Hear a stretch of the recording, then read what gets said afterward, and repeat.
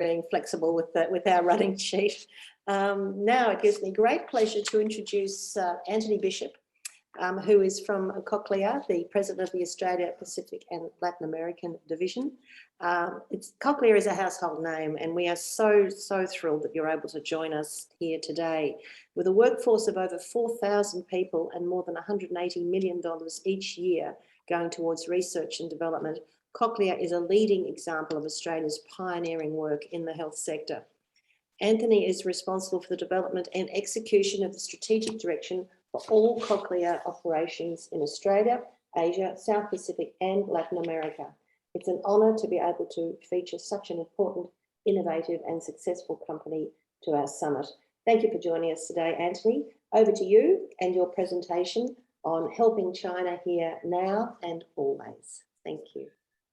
Thank you very much. Before we get started, and I really appreciate the invitation to speak, I'd like the video to be played if we can.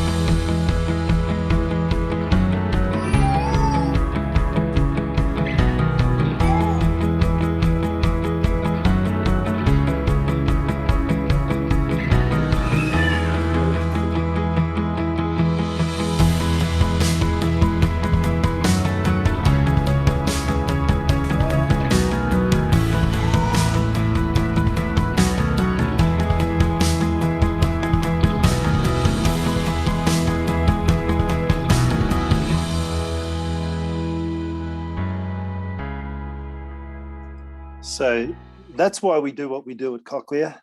We help children and adults all around the world hear and be heard. Now, today it's estimated that 1 in 7 people in China are having a disabling hearing loss. The World Health Organization estimates that 466 million people around the globe have disabling hearing loss, and 100 million of those are in China. And we estimate that over 20,000 babies like those triplets you just saw are born profoundly deaf, completely deaf every year in China.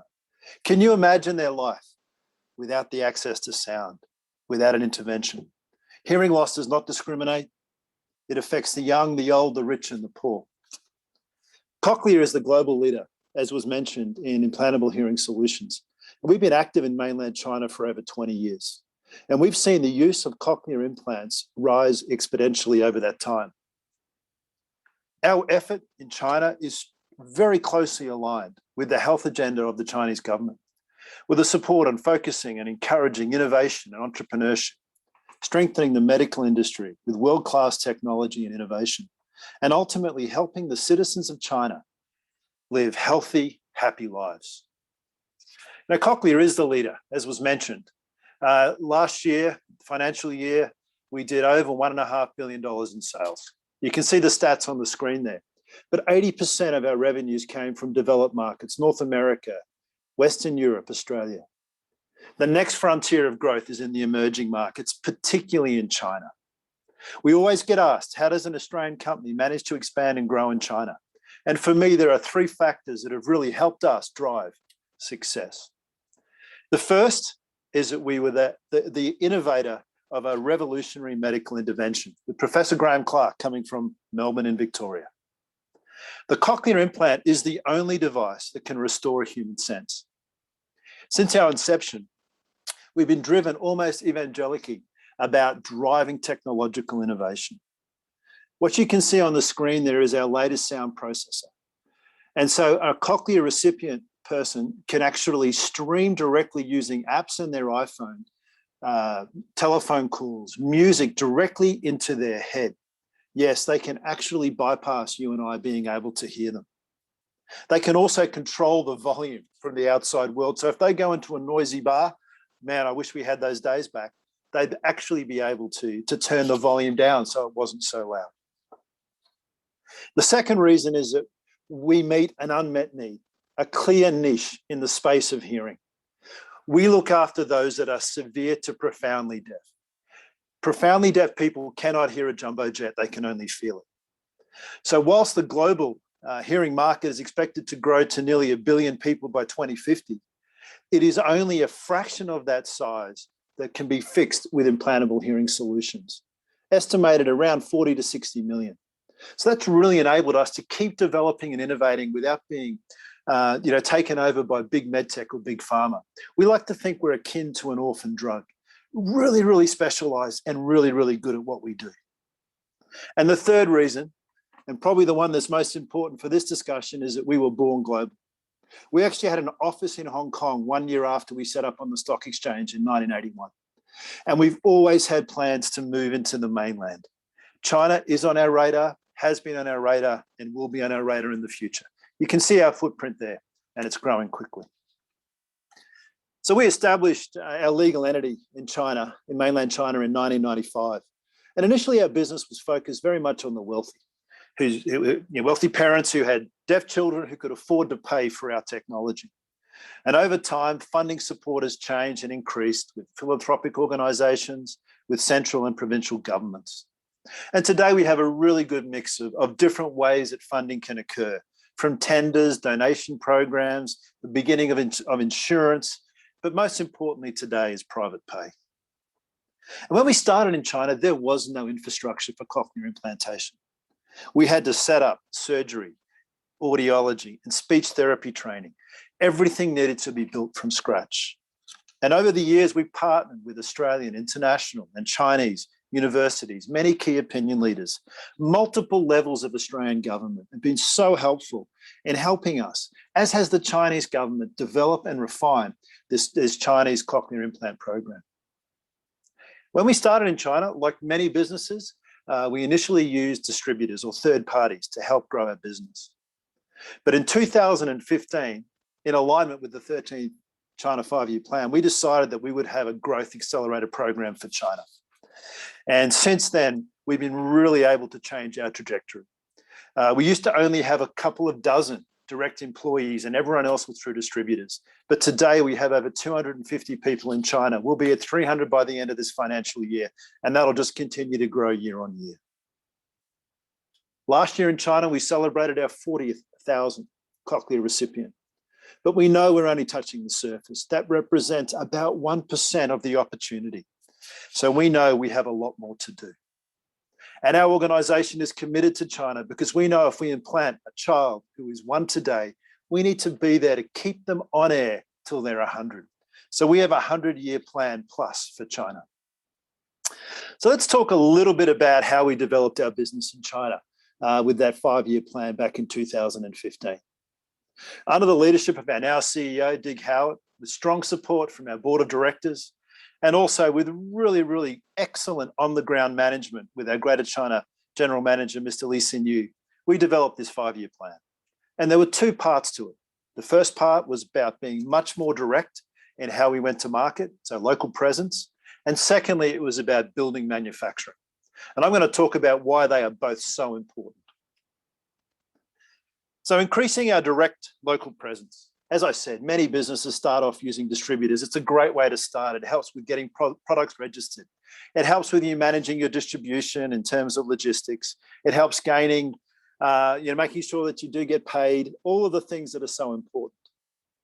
But like many manufacturers, as Cochlear got bigger, we realized that we wanted to have a greater say on strategy execution, and most importantly, doubling down on investment for growth. Our third-party distributors, we're not as interested in doing that as we were. So we've nearly finished that. We're nearly completely direct now in China. We still use logistics partners, but in terms of strategy execution. And we've seen our growth go terrifically well, as you will have seen at a recent call with our CEO if you watch the markets. But the second piece, and the piece I get asked about so often, is manufacturing in China. And deciding to manufacture in China is not a mistake. It was completely deliberate. Yeah, we knew that our Australian manufacturing base was going to reach capacity. So we have 2 sites in Sydney, 1 in Melbourne. And we knew that would become constrained over time. And given the importance of China and our desire to be a local multinational, we knew that we had to bring China into our manufacturing plans. China for China, China for the emerging markets, and ultimately China to be part of our big supply chain. Very, very important. So just 5 lessons I'll share with you now on how do you set up manufacturing in China if you're an Australian company. First and most important is you need to communicate incredibly well. Get the board of directors, the executive, engaged, inspired throughout the process. Make sure you get your board and executives to Chengdu, which is where we're located. Our chairman, who has recently stepped down from chair, Rick Holliday-Smith, was so instrumental in us building relationships with all levels of government. It is critical that your board and your executive are part of the decision-making process and own this. Secondly, we strongly encourage using a consultancy or using a third party, such as the BCG. Maybe you want to use a government agency in helping in your strategy and planning. We work with BCG, Boston Consulting. It was a light touch project, but it really helped us in how we presented things to our board of directors, our executive, and to be frank, to our investors, because we needed to explain our story. The third thing you need to get right is you need to have the right partners on the ground. Many of you know this. You cannot do it in China without having a local partner. And we've been working with the Sichuan Innovation and Entrepreneur Promotion Association, SIPA, out of Chengdu, basically since the beginning. And they are well connected, they're well funded, they're very professional, and have been truly instrumental in us being able to deliver upon this promise of building on a site in Chengdu. Fourth, it's about keeping and developing and refining your strategy. The one thing we know is you cannot sit still. And given just how well Chengdu is developing in the western part of China with a new airport, great logistics infrastructure, we're looking at establishing a China logistics hub, which will look after all of China, but ultimately a global logistics hub. Keep refining that strategy. And last but not least, as I come towards the end, talent is everything. You've got to have a talent plan. Talent is tough in emerging markets, particularly in China. Cochlear is a well-known brand name. You heard that earlier today across Australia, but it's not well known in China. So we needed to really look at our China employee value proposition, our talent roadmap, and being on the ground is key. I could go on for a while, but I won't. We've been in China mainland for 20 years, and our business is strong. And we are committed to being in China for the next 100 years. We want to help many, many more Chinese children and adults hear and be heard. And I was really excited 2 months ago, we got to share our latest 5-year plan with our board of directors, which is directly in line with the 14th 5-year plan.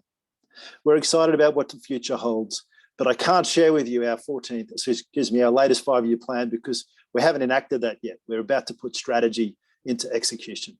It's great to be with you. Look forward to answering any questions during the panel session. Cheers.